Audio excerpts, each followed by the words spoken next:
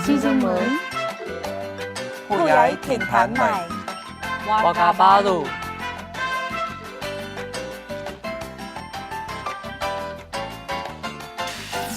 Warga baru belajar simpulan bahasa. 学成语，说成语，简单、容易又有趣。Selamat sejahtera para penonton, senang sekali dapat berjumpa dengan anda di acara Pendudu Baru Belajar Peribahasa. Pada acara kali ini, dengan beberapa cerita pendek, kita dapat lebih mudah dan cepat memahami arti peribahasa dan belajar untuk menggunakannya secara baik dan benar. Sebenarnya, peribahasa merupakan esensi bahasa dan kebudayaan dari suatu negara. Dengan kata-kata yang singkat, kita dapat mengekspresikan selok-belok sebuah cerita dan kita akan mengerti apa inti dari kisah tersebut. Manusia merupakan makhluk sosial, maka dari itu manusia tidak dapat hidup sendiri. Kita sebagai manusia, kita harus memiliki teman. Kalian di Taiwan, apakah juga berkenalan dengan banyak teman baru? Hari ini peribahasa yang akan kita bahas ada kaitan dengan hubungan antara sesama. Karena hubungan persahabatan tidak dibatasi oleh ras atau suku berbangsa. Di saat kamu dengan temanmu mempunyai hubungan yang sangat baik, peribahasa apa yang dapat digunakan untuk menggambarkan hubungan persahabatan kita? Marilah kita saksikan kisah pendek.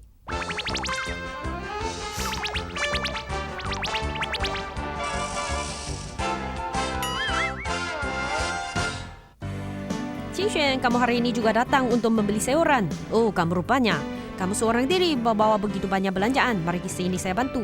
Besok suami saya akan mengundang teman baik kuliahnya untuk datang ke rumah saya dan makan bersama. Makanya hari ini belanjaan saya melimpah. Beli banyak lauk pauk. Untunglah saja bertemu dengan kamu. Jadi kamu dapat membantu saya. Jadi kamu hanya seorang diri yang masak.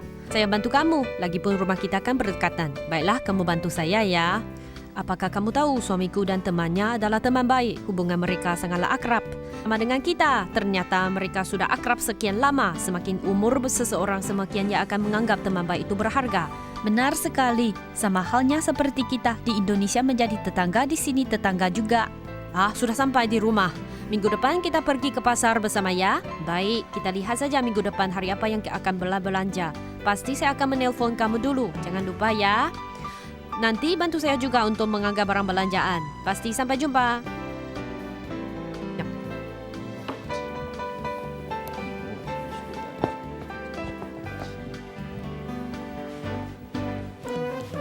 对啊，老公，我买菜回来了。辛苦啦，先坐下喝口水休息一下。好啊。我刚才把客厅整理好呢。难怪这么干净哈。哎，老公，我今天买很多菜哦。明天呢，菜车肯定很丰盛的。我决定，你朋友来不会让你没面子的。是啊，我跟阿敏认识超过20年了，以前在学校做过很多蠢事，现在想起来好像昨天才发生过一样呢。真羡慕你们有这么好、这么久认识的朋友，真的很像一家人这样。是啊，以前我们在学校总是形影不离，我走到哪里他就跟到哪里，在学校里没有人不知道我跟是好朋友呢。真羡慕你们。不过，老公，形影不离是什么意思呢？ Para penonton sekalian, kita baru saja menyaksikan drama pendek. Hari ini seperti biasanya kita mengundang Guru Tang Li Chun untuk membantu kita menjelaskan peribahasa hari ini. Mari kita memberikannya sambutan yang meriah. Selamat sejahtera para penonton sekalian. Senang sekali hari ini bersama dengan Guru Chen akan menjelaskan kepada kalian arti dari peribahasa Mandarin. Menurut saya, seseorang itu tetap membutuhkan teman. Pepatah menyebutkan di dalam rumah kita bergantung pada orang tua, di luar rumah kita bergantung pada teman. Benar sekali Guru Tang. Mau kemanapun kita pergi, bila kita mempunyai teman di tempat yang akan kita tuju, ia dapat memperkenalkan lingkungan baru kepada kita. Masalah apapun, baik besar maupun kecil, bisa kita tanyakan kepadanya dan dapat membantu kita. Benar, seperti peribahasa di dalam kisah pendek barusan, Xingying Buli ini dipakai untuk menggambarkan hubungan teman baik yang tidak terpisahkan. Xingying Buli, peribahasa ini saya sering dengar. Ini dipakai untuk menggambarkan hubungan di antara kekasih, teman dan lain-lain, dua orang yang bersama.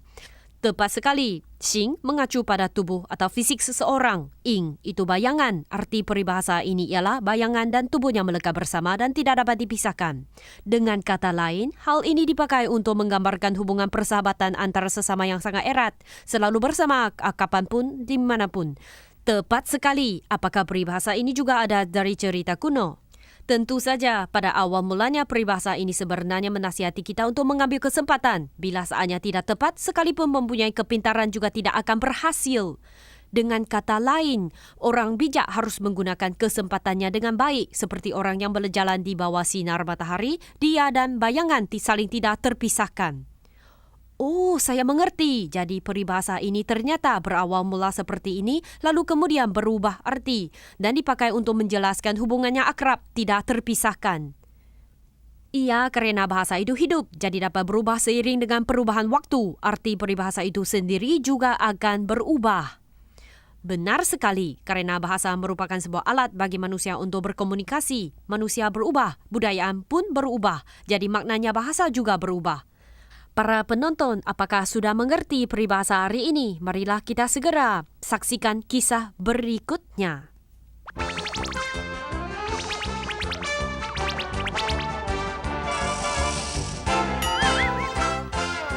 意思是说两个人的感情很亲近融洽，几乎随时都在一起呢。哦，是这样啊。那你和阿明认识这么多年的朋友，也会吵架吗？ 当然喽，别说吵架了，以前都曾经快打架了呢。这样也不会影响你们这么多年的友谊，也不简单哦。两个人在一起一定会有意见不合的时候，只是当时年轻气盛，吵架也是一种沟通的方式。不过朋友在一起，还是要互相包容体谅才行呢。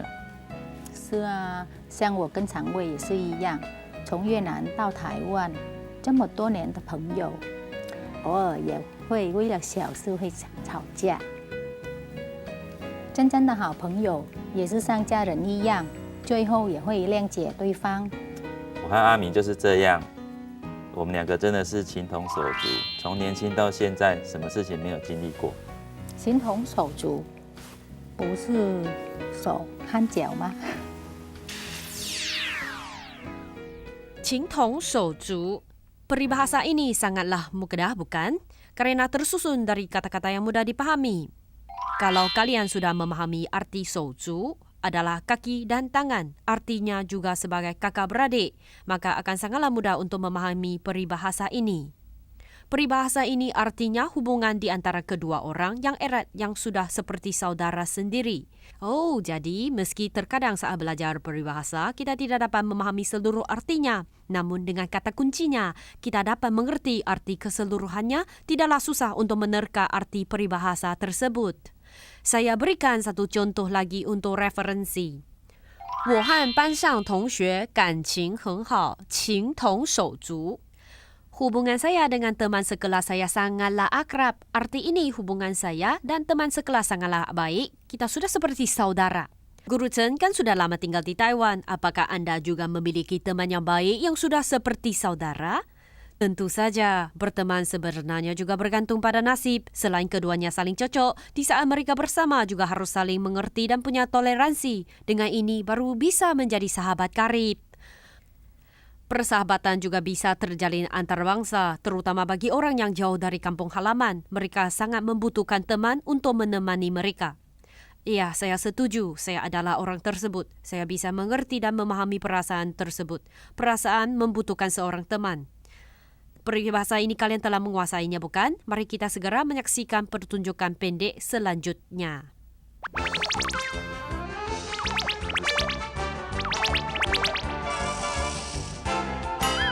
这句成语是说两个人的感情像亲兄弟姐妹一样的亲近深厚呢。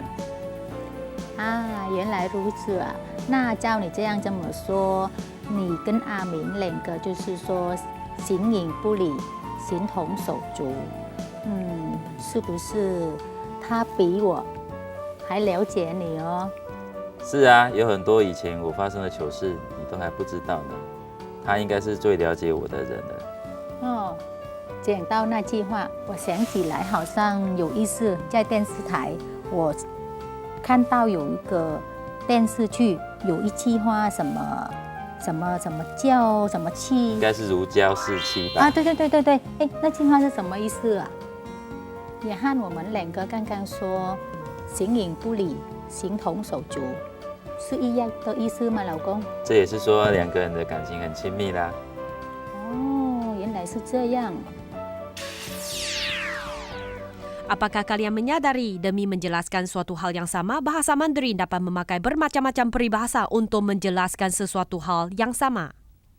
Tentu saja, peribahasa dalam bahasa Mandarin sangatlah banyak. Seperti yang kita pelajari hari ini, melukiskan hubungannya baik dan akrab. Kita dapat menggunakan peribahasa sensi zijiao, moni zijiao dan sebagainya. Namun kalian juga tidak perlu terlalu memaksakan diri untuk mempelajari semuanya. Menurut pengalaman saya, bila kita tinggal di lingkungan bahasa Mandarin, secara otomatis dapat mempelajarinya dengan cepat.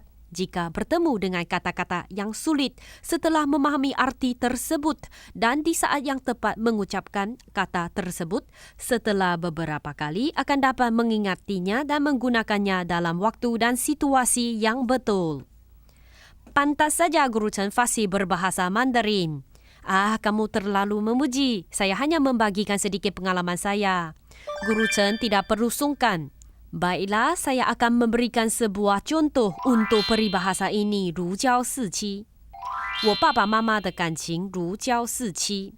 Arti ini adalah hubungan orang tua saya sangatlah baik. Mereka sering bersama. Sebenarnya pada awalnya peribahasa ini menggambarkan hubungan suami isteri, namun sekarang bisa juga menyatakan hubungan akrab di antara teman. Saya beri kalian satu contoh lagi. 我和他的感情如胶似漆，总是形影不离. Arti ini adalah hubungan di antara aku dan dirinya sangatlah baik. Kami berdua melakukan banyak hal bersama. Kami berdua sangatlah cocok. Bila dapat saling jujur dan percaya, juga bertoleransi satu sama lain, maka persahabatan itu bisa juga dibilang erat, tidak terpisahkan. Keeratannya sangat kuat dan tidak terpisahkan. Benar, tidak peduli dimanapun kita berada dengan orang dari mana. Yang terpenting adalah saling terjujur, percaya dan memahami, baru bisa mendapat teman yang baik. Ya, hari ini peribahasa yang kita pelajari sangatlah bermanfaat. Kalian harus rajin mempelajarinya ya.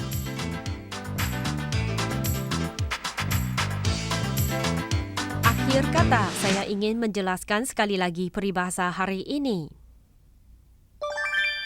形影不离，我们两个人总是形影不离。我们两个人总是形影不离. Arti peribahasa ini adalah hubungan persahabatan antara sesama yang sangat erat, selalu bersama kapanpun dan dimanapun. 情同手足，我和班上同学们情同手足，感情很好。我和班上同学们情同手足，感情很好。Arti peribahasa ini adalah hubungan di antara kedua orang yang erat dan mendalam bagaikan saudara. 如胶似漆，我爸爸妈妈的感情如胶似漆。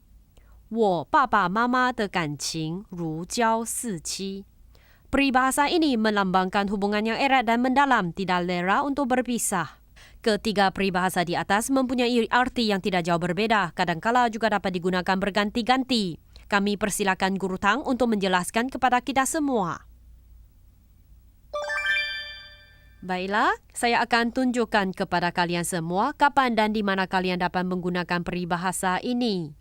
Bila kamu dan temanmu mempunyai hubungan yang akrab, kemana kamu pergi, dia pun ada di sana. Kamu dapat berkata, 我们两个人总是形影不离. Bila kamu dan temanmu mempunyai hubungan yang akrab bagaikan dengan saudara kandungmu sendiri, juga sering mengerti dan saling membantu, kamu dapat berkata, 我和他情同手足. Dan yang terakhir, bila kamu dan pasangan mempunyai hubungan erat, sedikit pun tidak terpisahkan, kamu dapat berkata, 我和老公整天都如胶似漆的在一起. Para penonton sudah mengerti bukan? Belajar peribahasa tidaklah sulit bukan? Setelah belajar, jangan lupa untuk sering mempraktikannya. Kita telah sampai di penghujung acara hari ini. Terima kasih atas perhatian penonton sekalian. Sampai jumpa di episod yang berikutnya. Kita sampai jumpa lagi.